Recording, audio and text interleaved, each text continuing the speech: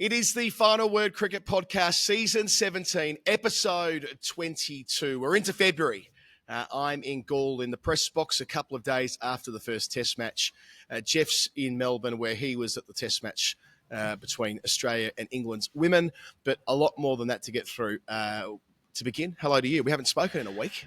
I know, it's sort of been strange. We've been doing our daily shows not on other sides of the world, but somewhere along a similar line of longitude, is it? Whatever it is. A few hours apart, but we've tended to be finishing at the same time, including the Test matches that finished within a minute of each other in a pretty extraordinary piece of timing. Yeah, heaps to go through on the show. World Test Championship changes. We've got Australian Hall of Fame bits, the wash up, the post-mortem, as they like to call it, which always sounds a bit overblown, for the Women's Ashes for England. Some other bits and pieces with England's men playing India in some T20s. We've got the Australia A Lions games.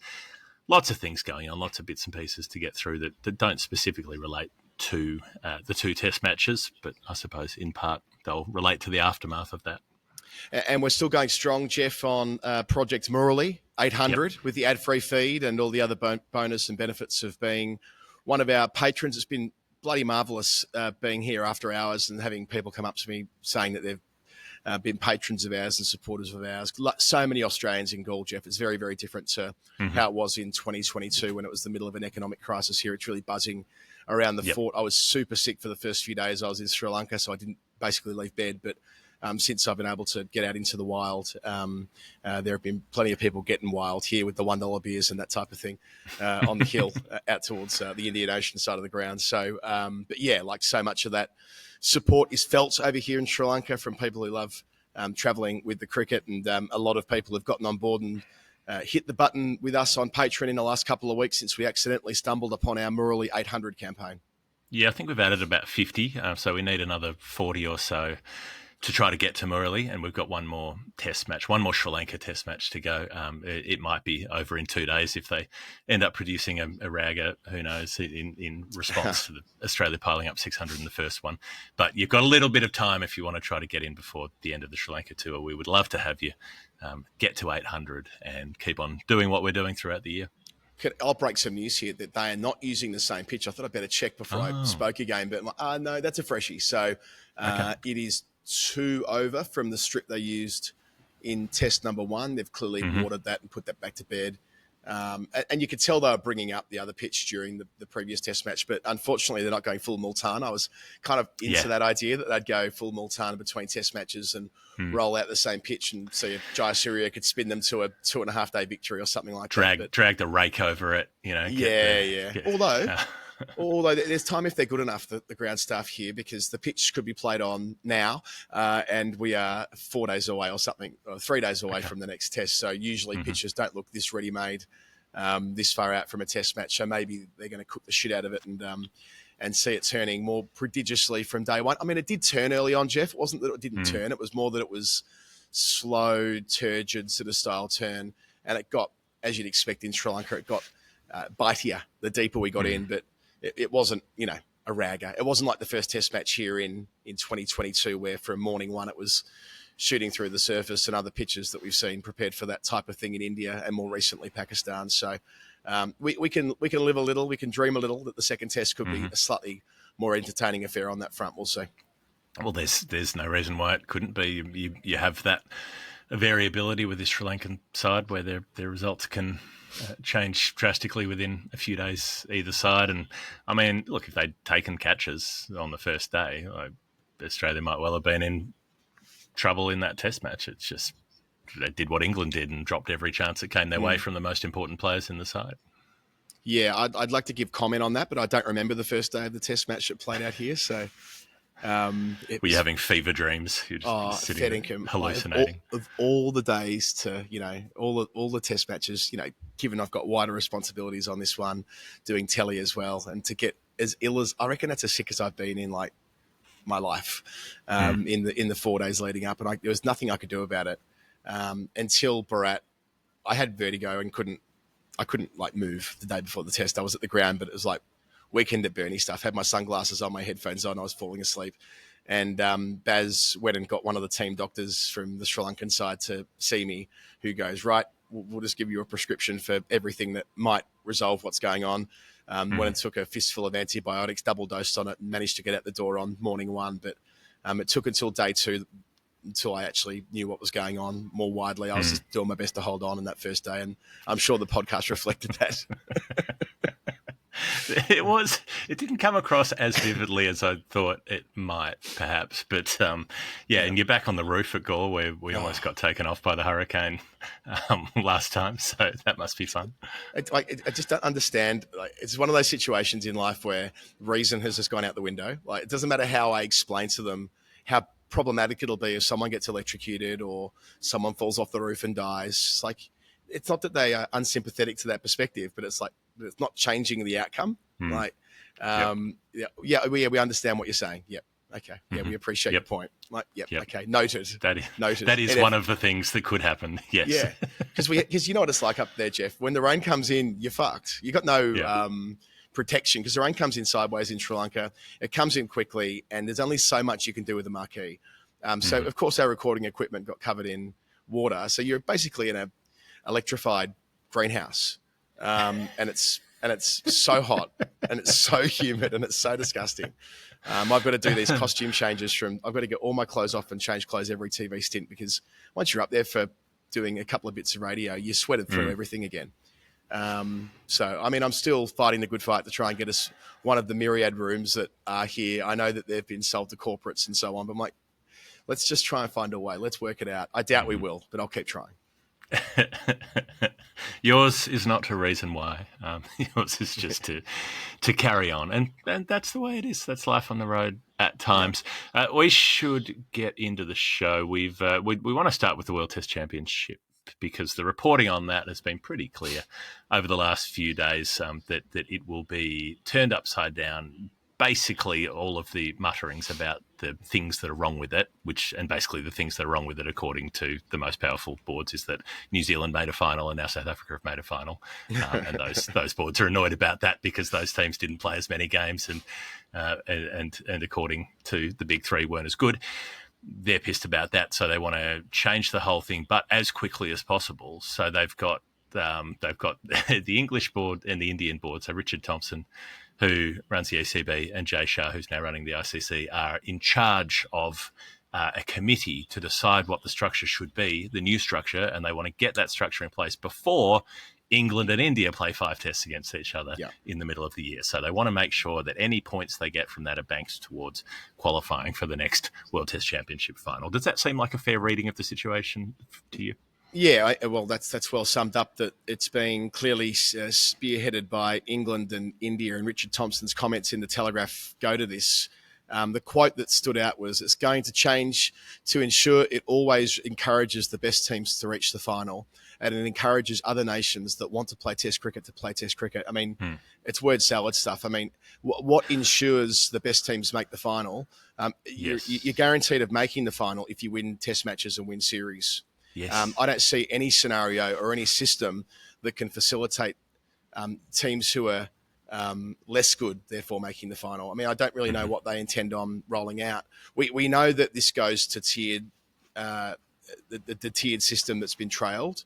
So are they looking to implement that in the middle of a future tours program? That'd be fairly bold. I don't really see how they could, because at the moment we've got one more World Test Championship cycle within the FTP, and we've been under the assumption it's the next FTP where everything will change, and it will, because there's enough will at the moment to and topics that we've talked about on the show before, and unless the tiered system meets the credibility levels that you and I have spoken about before in relation to promotion relegation, where all teams can be subject to being promoted or relegated and the big three don't get quarantined, where all teams need to play each other and there aren't arrangements put in place to facilitate India and Pakistan not playing each other, and a couple of other credibility hurdles to clear. But so long as they don't clear them, and they probably won't, then we're in this situation where it's going to be a handful of teams. I don't know where they're going to draw the line, Geoff. I mean, where are England currently in the World Test Championship? They're probably not in the top 6.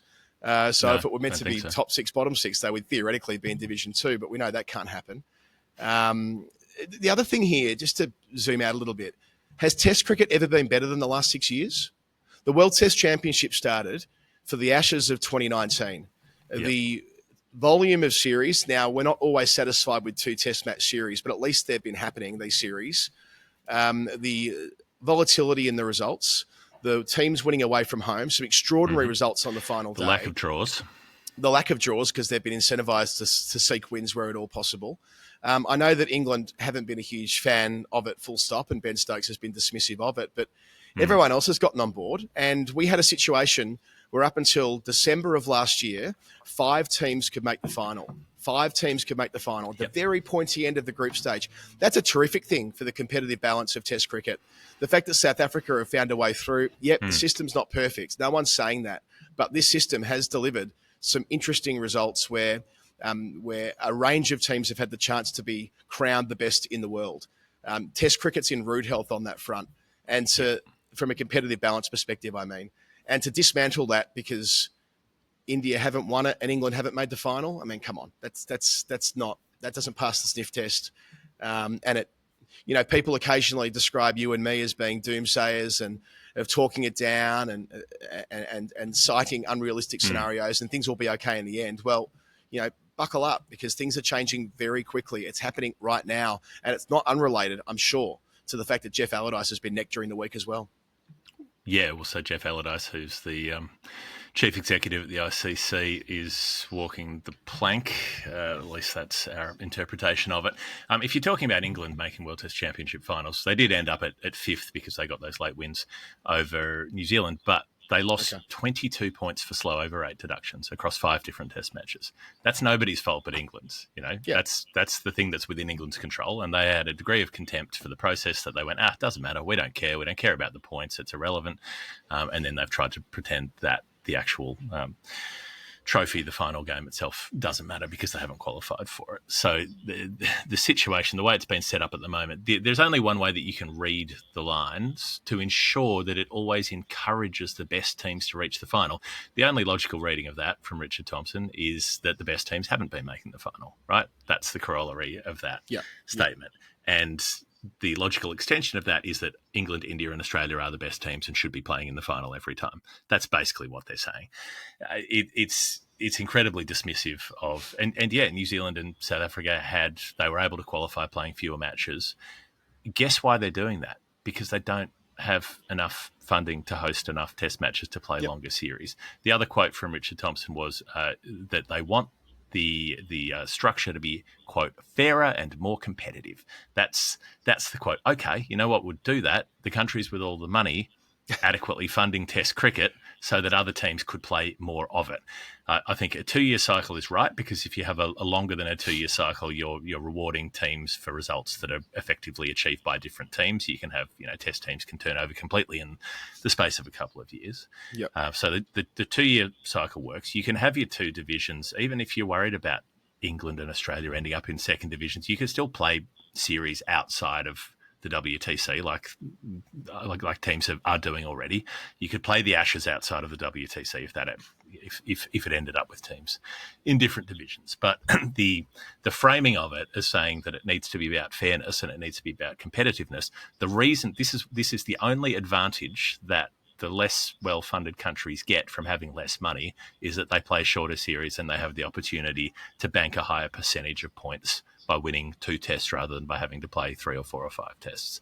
Yep. That's the only advantage they get in the cricket ecosystem is that they get it's a higher stakes approach because if you lose those series, you lose 100% of those points, right? But they have the opportunity to take a big percentage haul from a short series and make the final.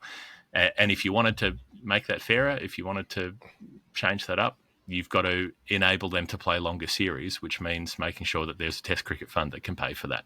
It's all very evident, and it's sitting there obviously in front of us, and it's still being ignored. It's just incredibly galling that there isn't this willingness to be honest and to be realistic about what's actually happening, whereas what's actually happening is that they think that really the most famous, biggest, richest teams should be the ones playing in the showpiece events.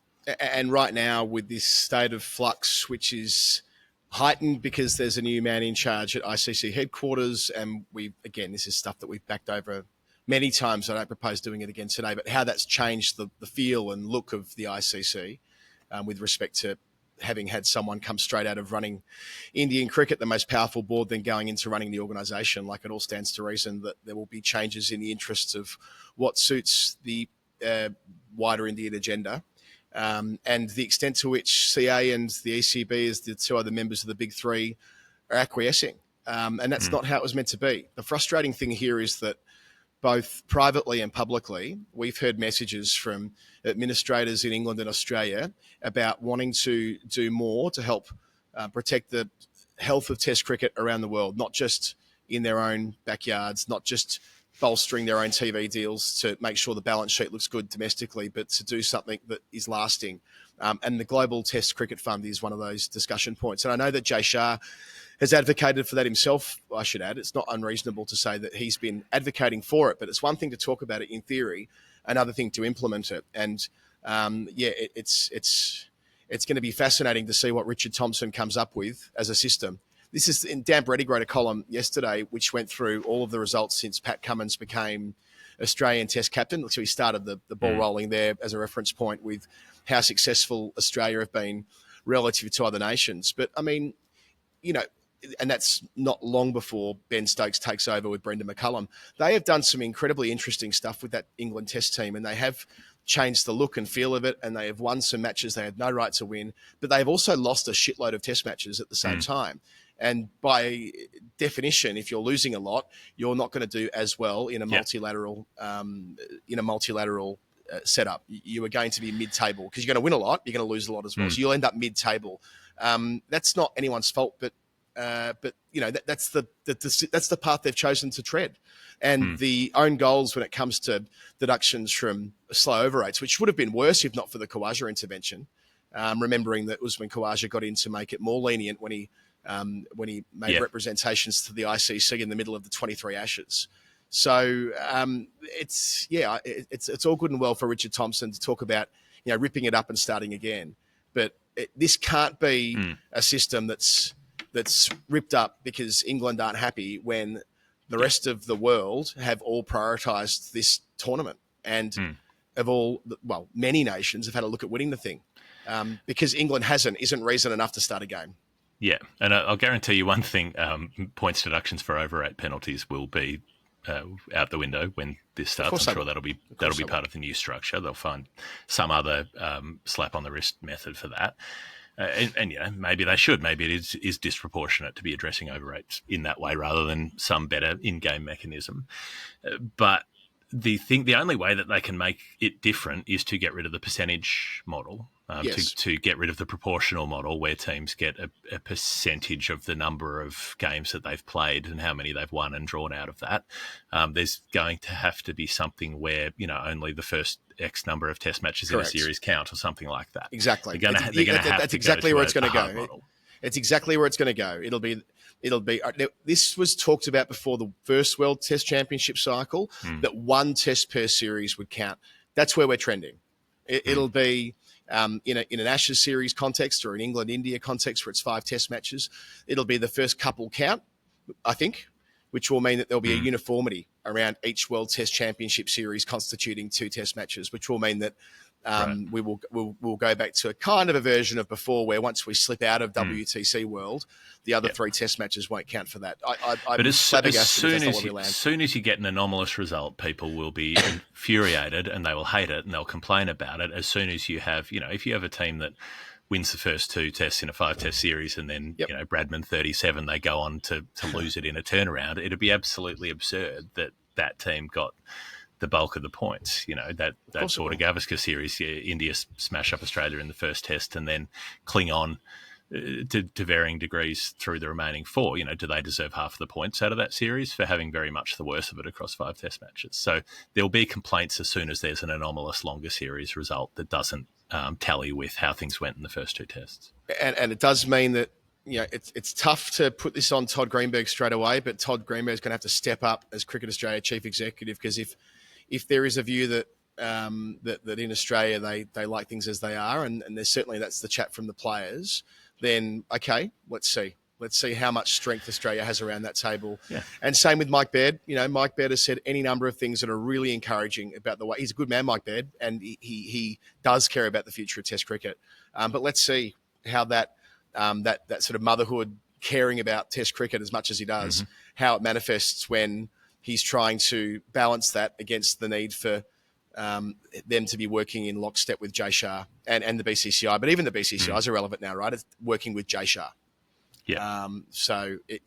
This isn't, I stress this point. This isn't 5 years in the future stuff anymore. This is not 10 years in the future. This isn't, the singularity that we've joked about around the T20 leagues. It's now. It's happening. And who's going to become the chief executive of the ICC next? Yeah. That's a new thing that becomes a part of this conversation as well.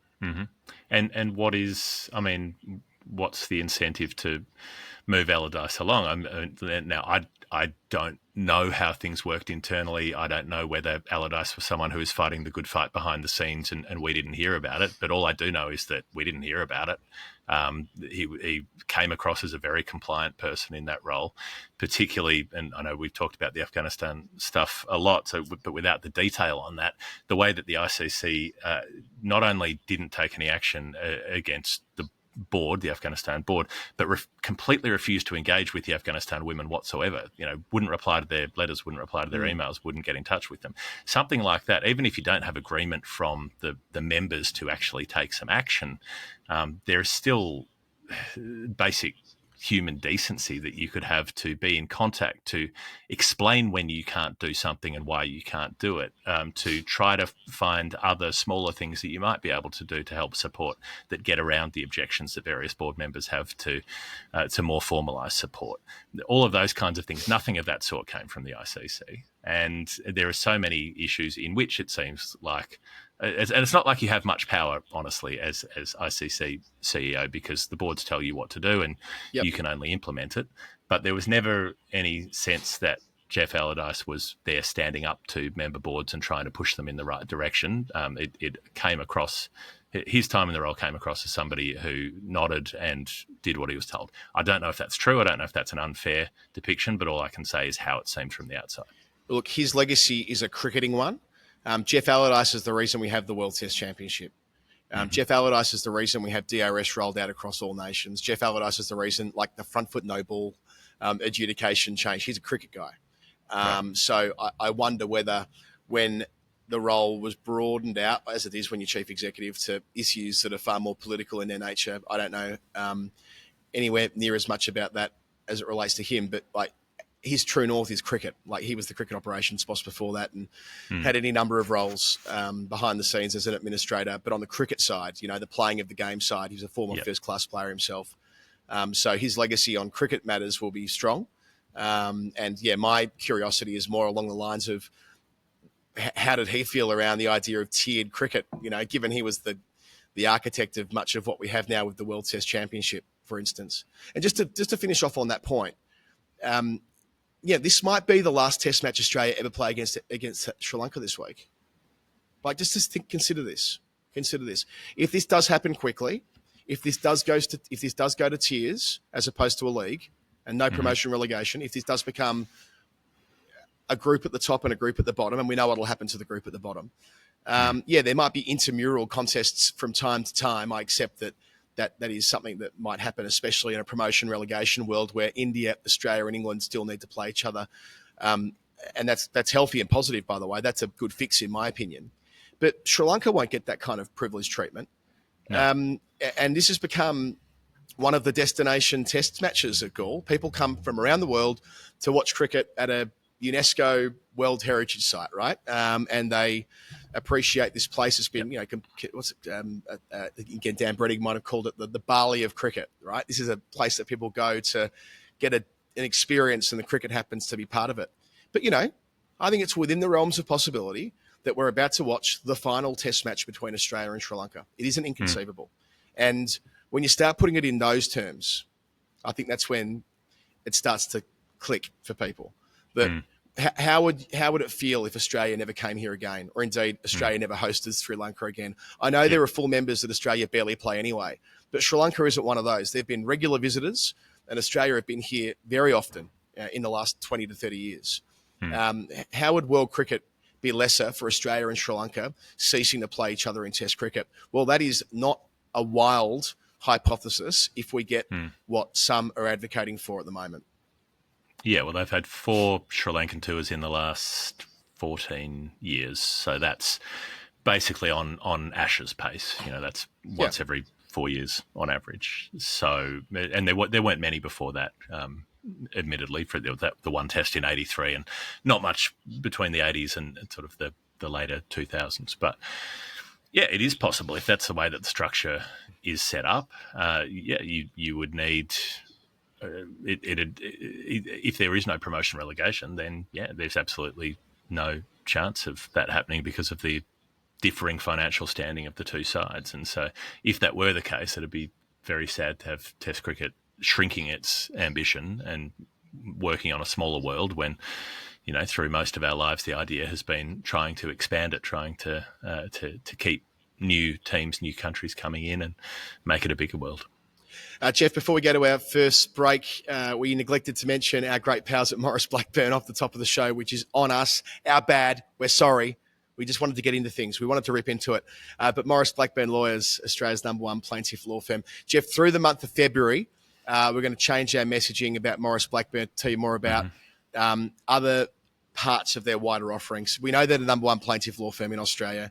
We know they've been working on behalf of working people since 1919. But in the next month, I've got a few ideas about some stuff we're going to talk about. So laying a marker there. But in the short term, if you're in need of legal support and you are daunted by the legal system, and who wouldn't be, especially if it was a workplace matter, which Maurice Blackburn Lawyers specialise in. The fact that they work on a no-win, no-fee basis in most of their cases, and the type of social justice cases that they're taken on through class actions over many years now, many decades now, gives you a sense of the values of the firm. So Maurice Blackburn Lawyers, all their details are in our show notes. We're so pleased to have them as part of our family here at The Final Word, and we're grateful for their support, and we're grateful for our community liking the fact that we are aligned with Maurice Blackburn. So take a look if you need them. And we're going to tell you a lot more about them through the month of February.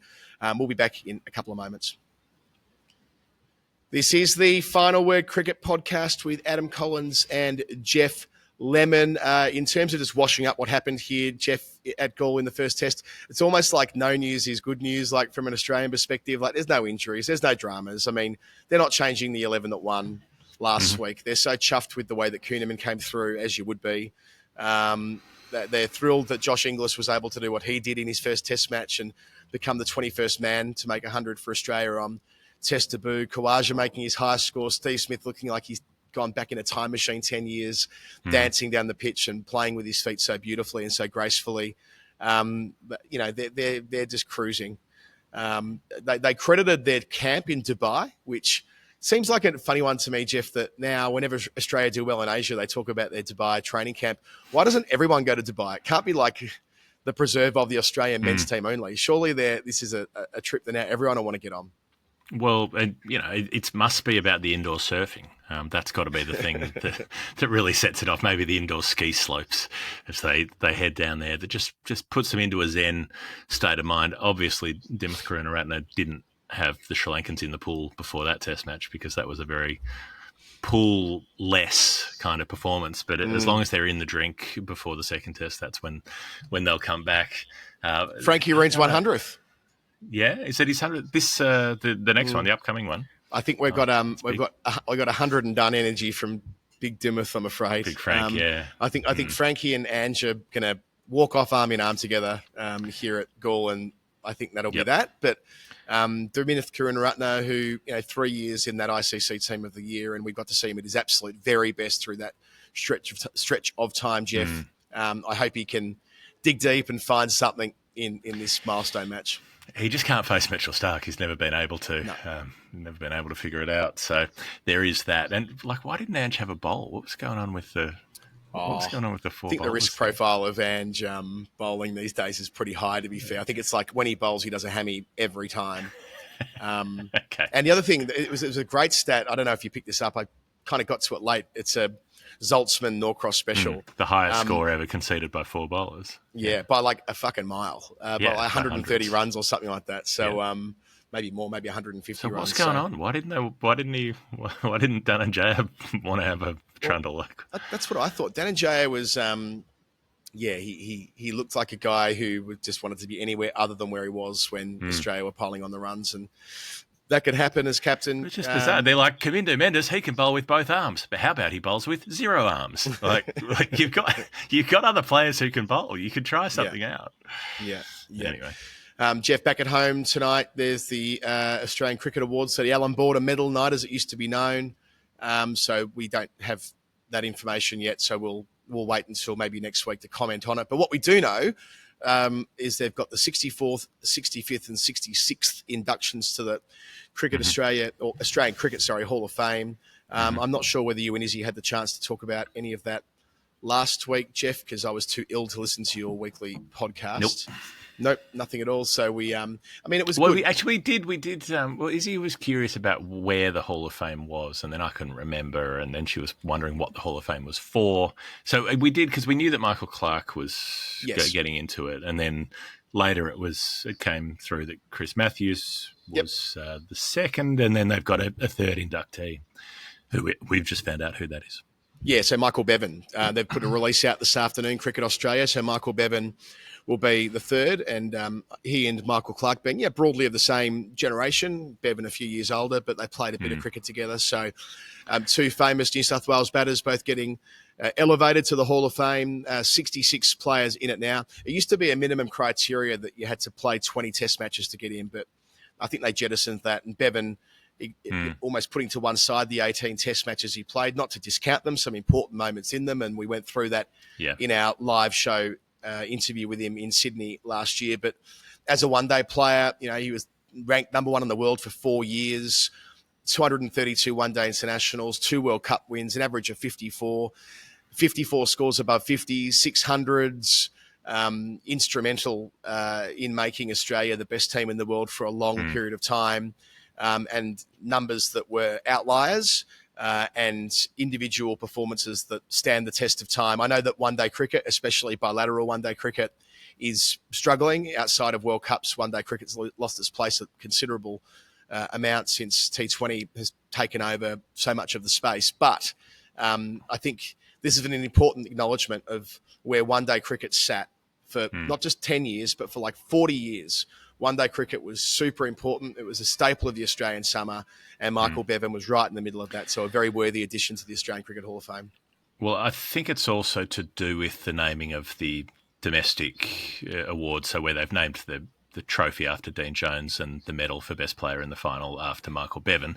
Dino's already in the Hall of Fame, and so I suppose that would have been a factor, that it was appropriate. If you're going to give Bevan that honour, you also need to honour him with the Hall of Fame. And, the 20 tests thing isn't across the board. Most of the women's players in the Hall of Fame wouldn't have played 20 test matches. Sure. Anaraman, Johnny Muller is in the Hall of Fame as well, who didn't play cricket for Australia, did play a first-class match for Victoria. So, there are different routes to qualification, and it's good to see that it's not too strict. I kind of guessed Bevan when they said the player was still alive, and I was thinking, well, it's got to be a bit earlier than Clarke because it's got to be a slightly different era. And I was thinking either Jason Gillespie or Michael Bevan were the two that I was tossing up as to who's going to get in next. But it's interesting as to how they come to the decisions. I was a bit puzzled by Clarke because he retired less than 10 years ago. It seems very soon. And he's had a pretty erratic last 10 years, you've got to say. He's been involved in a few interesting situations. He's been sort of headline grabbing as a shock jock on radio. It hasn't been a very dignified decade for Michael Clarke is how I might put it.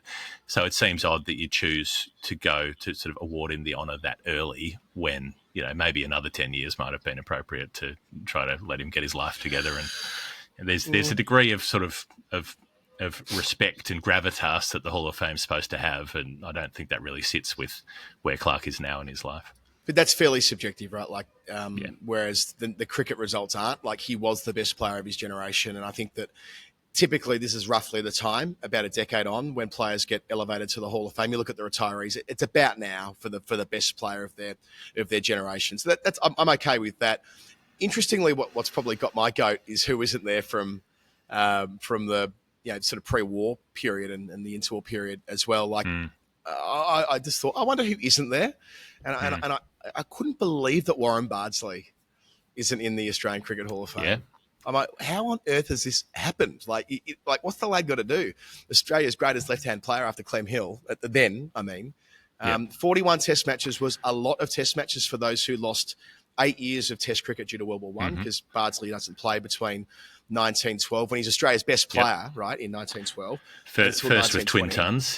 First with Twin Tons, that's right, where he did that at the Oval in the 1909 to finish the 1909 Ashes. He made 300s in a row in that stretch as well, getting one against South Africa at Sydney. He's a machine through that period, super consistent, Australia's best player more or less, and as he was at the Triangular in 1912, which is the last time that Australia play until 1920. So he's robbed of 8 years of his cricket until his late 30s. In 1926, in his final Test series, he becomes the first player to ever carry their bat at Lord's, 193 not out as a 44-year-old. Like we talked about Khawaja making 232 this week. 6 years on from that, carrying his bat, the highest score at Lord's at the time. And they go on, and he captained a couple of those Test matches in Herbie Collins' absence in 26 as a very much older player in the team. So, 6 tons, average 41, whatever, but it's more like players like that. Arthur Maley isn't in the Australian Cricket Hall of Fame. Charles Bannerman's not in the Australian Cricket Hall of Fame. First one I thought of. Yeah, I think that, put it this way, the campaign begins now. Now that I'm actually taking an interest in these things, Greg Baum's on the committee, so we'll lobby Baumie in the next 12 months. Well, I mean, there are quite a lot from the early days. JJ Ferris isn't in there. Jack Gregory's not in there. I mean, Jack Gregory was one of the most exciting Australian cricketers ever. Fast bowler who smashed hundreds as well and batted without gloves. Bert Oldfield's not in there. Isn't he? No. I mean, it's interesting how there are some really, really quality older players. And then it's funny that our brains work the same way. I was going and looking at similar stuff. But I went back through the skippers to work, because a lot of the Hall of Fame entrants for the men are captains. So I was looking at the captains who weren't there and sort of thinking about why they weren't there. Kim Hughes didn't have a great time in charge, but was a very important batter for Australia in that difficult era. Graham Yallop's not in there. Brian Booth, Barry Jarman did it for one game. Ian Johnson, because probably everyone, so many people didn't like the fact he was captain because they thought Keith Miller should have been captain. But Herbie Collins isn't there, who captained Australia. Joe Darling, Huge Massive, aka Hugh Massey. Neither of the Gregorys, Dave Gregory and Sid Gregory, they're not in there. Tup Scott's not in there. So there are a lot of sort of captains of some significance for various reasons who haven't got the nod. I just feel like with some of that, if the rhythm is relatively recently retired modern great, Bevan Clark, that kind of energy. Yep. Making sure a woman's recognised each year, because women are fundamentally underrepresented in halls of fame and in over time, and that's an important corrective measure. Which hasn't been each year, by the way. Like it's been quite erratic. There have been years where it didn't happen, and it's only been the last few years that it's been more consistent. But more often than not, a woman's being acknowledged, and that's terrific. And then someone who is from a long time ago. I think if that was the rhythm going forward, you could start to get on top of this. So anyway, that was just my gripe. 9. I think there's 9 women in there by now, and 9 out of 6. Whatever that is, 50 odd blokes.